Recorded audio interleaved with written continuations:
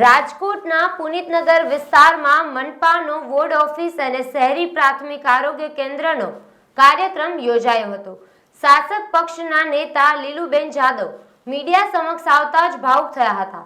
તેમણે જણાવ્યું હતું કે મારી છબી ખરડાવવાનો પ્રયાસ કરવામાં આવી રહ્યો છે, મને બદનામ કરવામાં આવી રહી છે અને મારી આબરૂ લેવામાં આવી રહી છે.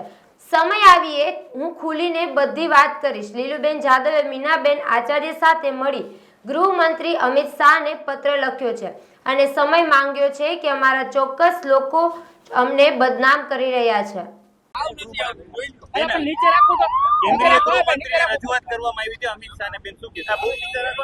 હું તમને બધાને શાંતિથી મીડિયા મિત્રોને હું કહીશ બધું, પણ અત્યારે હું કોઈ કહેવા માંગતી નથી. તમે એ બદલ માફ કરજો.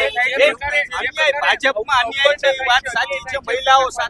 મહિલાઓ સાથેનો અત્યારે હું કોઈ કોમેન્ટ નહીં કરી શકું. હું તમારી બધાની હારે છું. વ્યક્ત કરી દો જે હોય લાગણી. બેન મીડિયા તમારી સાથે જ છે. બેન મીડિયા તમારી સાથે જ છે. બેન જે હોય તમે કહો. બેન બેન કોઈનો ડર રાખ્યા વગર કહો. બેન મીડિયા તમારી સાથે છે. બેન લાગણી જે છે અત્યારે હું કોઈ નહીં કહું. બેન તમે ભાવુક થઈ જાઓ, જે હોય તમે કહો. બેન બેન તમારી આંખોમાં દેખાઈ આવે છે કે જે વસ્તુ છે, જે તમારી સાથે જે ઘટના બની છે અમને પણ ખ્યાલ છે, પરંતુ રિયલમાં એક વખત તમારે તો બોલવું જ પડશે. શું હકીકત? હા જે છે હું કહીશ, પણ અત્યારે નહીં પ્લીઝ. પણ બેન તમે સમય માંગ્યો છે મારા પાસે. અમે બેન એટલો સમય માંગ્યો છે, આપણે સમય માંગ્યો છે. હા નાનો જવાબ દો. બેન તમે સમય માંગ્યો છે કે નહીં? બેન બેન હકીકત બેન તમારી બેન અવગણના છે. તમારી ચેનલ છે તમારી વ્યક્ત કરે છો. બેન બેન તમારી અવગણના થઈ છે કે હું છે? બેન વારંવાર બેન તમે ભાવુક થઈ ગયા છો દેખાય છે. બેન તમારી આંખમાં સાચે હું તમને માફ કરો. મને તમારો બધાનો સાથ સહકાર છે, પણ ક્યાંક ને ક્યાંક હું અત્યારે તમે ડરમાં છો? કોઈ તમને ના ડરમાં નથી, પણ હું મારી 2 દિવસમાં હું મારી તૈયારી કરીને હું તમને બધાને બેન આચાર્ય સાથે તમારી વાત લઈને મીનાબેન બિહાર પહોંચ્યા હતા. બિહારમાં તેઓ હતા. શું ચર્ચા થઈ? શું સંકલનમાં શું વાત થઈ હતી મીનાબેન સાથે તમારી? ખાલી આપો એટલું કહી દો. સમય થઈ છે વાત, પણ અત્યારે હું એનું કોઈ નહીં કરું. અમિતભાઈનો સમય માંગ્યો. બેન ખાલી આનાનો જવાબ અમિતભાઈ શાનો સમય માંગ્યો? બેન તમે રાષ્ટ્રીય કોઈ નેતા મીનાબેન થ્રુ તમે અમિતભાઈનો સમય માંગ્યો. બેન જે પાર્ટીમાં અન્યાય થઈ રહ્યો છે આને લઈને શું કહેશો? આપની લાગણી આપે વ્યક્ત કરી હતી. આપના ડ્રાઈવરને કાઢી મૂકવામાં આવ્યા. જે પ્રકારે જે પાર્ટીના કાર્યક્રમોમાં જે ડેકોરમ જળવાવું જોઈએ જળવાતું નથી, શું કહેશો આને લઈને? આવું એકવાર નથી થયું, અનેક વખત થયું છે.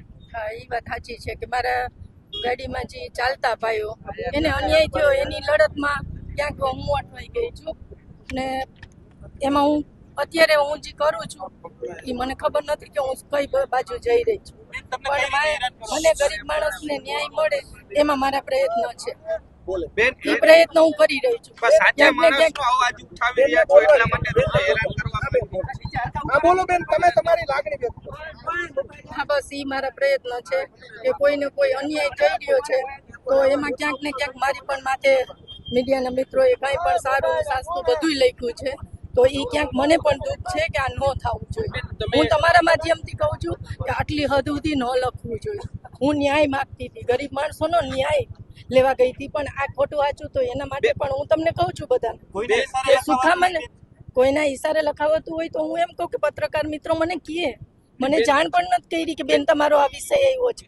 બેન તમે લખ્યું છે તો ક્યાંક ને ક્યાંક મને પણ તકલીફ પડે છે. બેન તમે સોમનાથ ગયા હતા વિજયભાઈના કાર્યક્રમમાં હાજર રહ્યા, એટલે એના કારણે તમને નિશાન બનાવતો એવું લાગે? એક તો એ વસ્તુમાં મને ક્યાંય તમે જોઈ લ્યો કે સોમનાથ ને દ્વારકા ને અંબાજી એ કેમ ભેગું થાય તમે જોવો ને. કેવી રીતના કરું જોઈ લેજો મારી લોકો. હું ના નથી પાડતી કોઈ, પણ એ ક્યાંક ને ક્યાંક ખોટું છે. કોઈ પણ વસ્તુમાં મારે ક્યાંક થઈ રહ્યું છે એમાં હું તમને નહીં કહી શકું.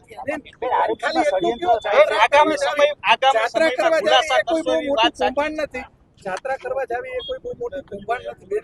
આપ તો જાત્રા કરવા માટે ગયા હતા, આપ શું કહેવા માંગશો અને એને લઈને હું યાત્રા કરવા નથી ગઈ, હું ગાંધીનગર મારા કામ અર્થે ગઈ હતી ને પૂનમ હતી તો ત્યાંથી હું મારા પરિવાર સાથે ગઈ હતી અંબાજી. ખોટી રીતે ઈ દર્શાવવામાં 100% હું તમને ના નથી પાડતી કે હું અંબાજી ગઈ હતી, પણ આ સોમનાથ ને આ ઓલું ને ઓલું જે લખ્યું છે એ ક્યાંક મારા માટે ખબર નહીં.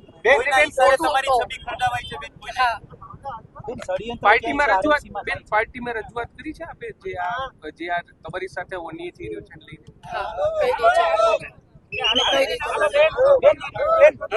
બેન, RMC માં ષડયંત્ર થાય છે, શું કહેશો?